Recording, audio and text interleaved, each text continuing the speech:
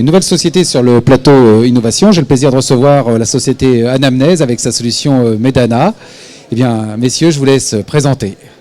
Merci pour l'invitation. Je suis Alexandre Bedet, je suis responsable commercial chez Anamnèse depuis maintenant 3 ans et je suis accompagné aujourd'hui de... Rodolphe Ménial, je suis médecin urgentiste, directeur du SAMU 81 et donc expert médical chez Anamnèse.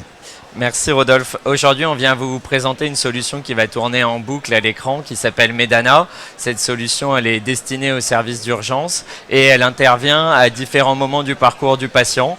Dès son accueil, une fois que la fiche administrative a été saisie, le patient est invité à donner son consentement sur notre solution et c'est là que démarre son chemin. Son chemin, on va pouvoir aller collecter des informations qui vont renforcer l'identito-vigilance, permettre de calculer l'INS et de se rapprocher derrière de votre logiciel métier pour aller pousser toutes les informations médicales qu'on va collecter. Ces informations médicales, elles peuvent permettre de faire un pré-tri ou peut-être un pré-diagnostic et qui vont vous permettre de prioriser certains patients et de commencer justement ce parcours.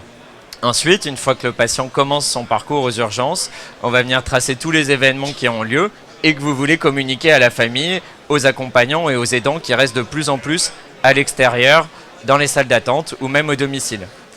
Les événements que vous avez du coup saisis sur votre DPI peuvent être directement envoyés en langage patient à ses aidants ou à lui. On n'envoie aucune information médicale, mais uniquement des informations qui relèvent de la prise en charge. Voilà, juste pour signaler, ça dépend des organisations des urgences, mais typiquement un service où on ne veut pas que les familles rentrent dans les urgences et restent à l'extérieur pour leur tenir au courant de la prise en charge. On le fait avec notre smartphone.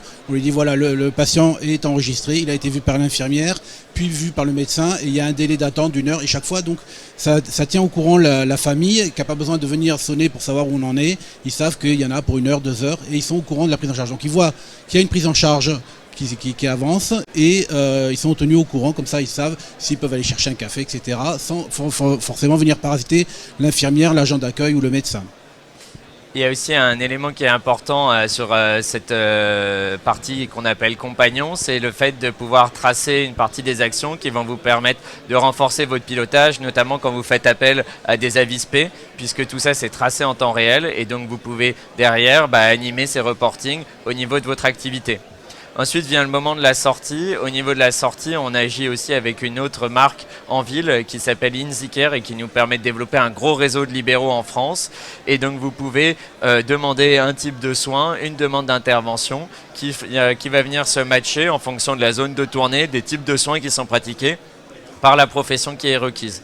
Ce qu'il faut savoir sur cette sortie, c'est que c'est très important de respecter le libre choix du patient, qui va être de choisir son professionnel. S'il y a un professionnel dans le cercle de soins, la demande d'intervention est immédiatement et uniquement envoyée au professionnel du cercle de soins.